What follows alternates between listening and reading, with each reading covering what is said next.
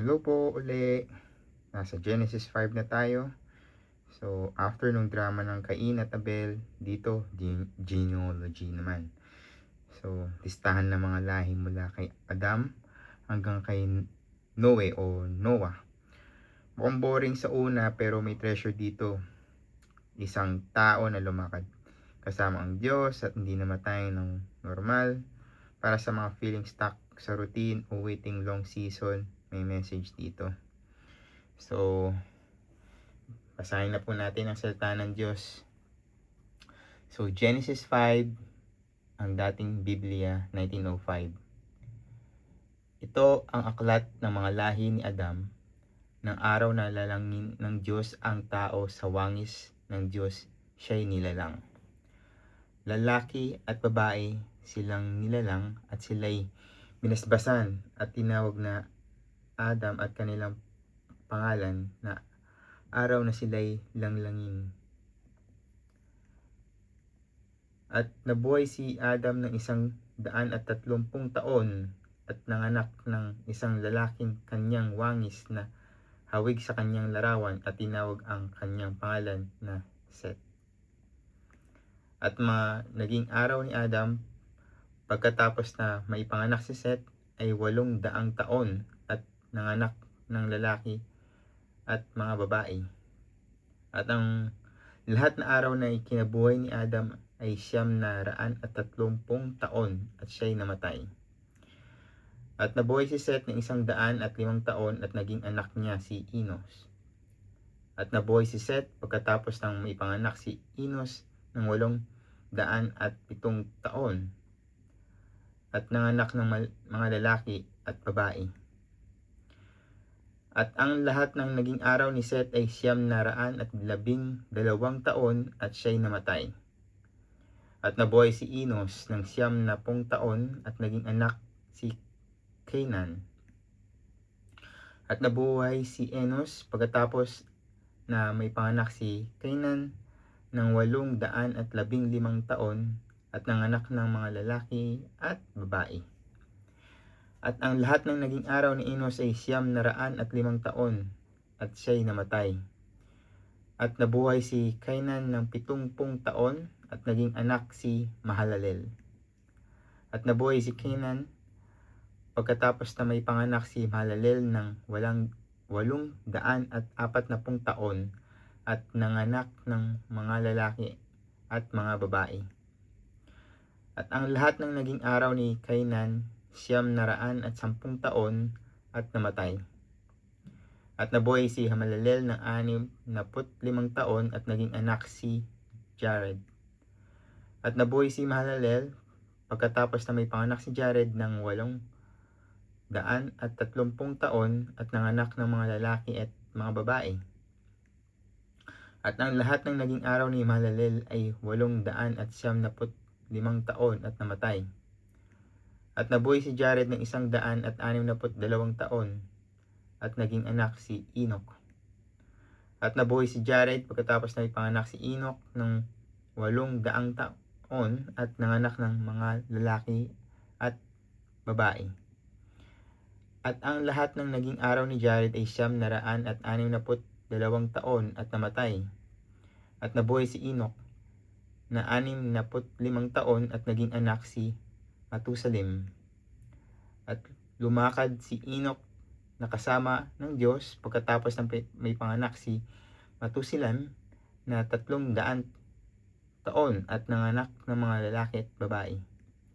At ang lahat ng naging araw ni Enoch ay 365 taon. At lumakad si Enoch kasama ang Diyos at di siya nasumpungan sapagkat kinuha ng Diyos. At nabuhay si Matusalem ng 187 taon at naging anak si Lamech.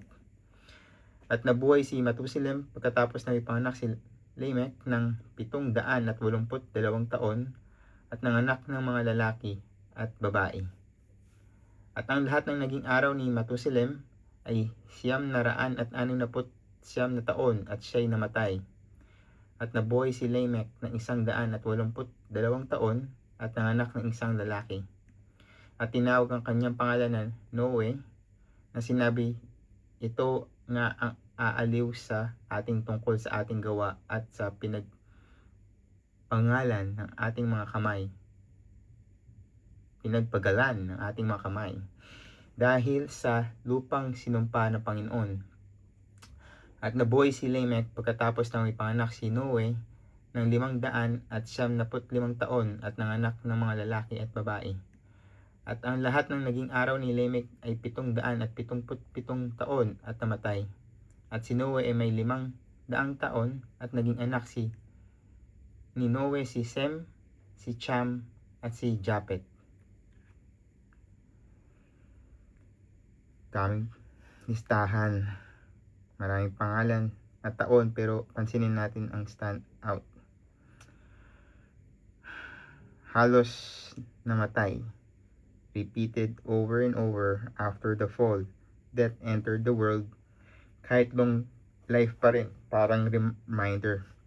Buhay natin ay temporary, kahit 900 years pa yan. Pero tignan mo si Enoch. Sa verse 22 at 24, lumakad si Enoch na kasama ng Diyos 300 taon after having kids pa. At sa dulo, di siya nasumpungan or hindi namatay sapagkat kinuha ng Diyos. Hindi niya naranasan yung kamatayan tulad ng iba. Anong ibig sabihin nun? Hindi perfect si Enoch pero pinili niyang lakarin ang landas kasama ng Diyos araw-araw.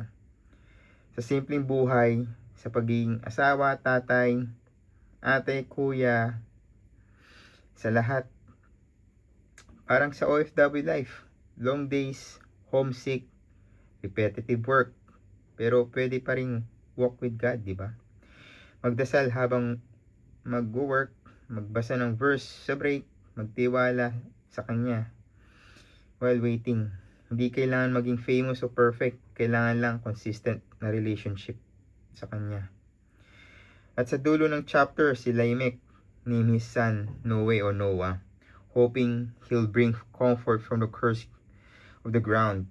May hope pa rin, leading the flood and a new beginning. Kahit long genealogy ng struggles, God is waving a story towards salvation.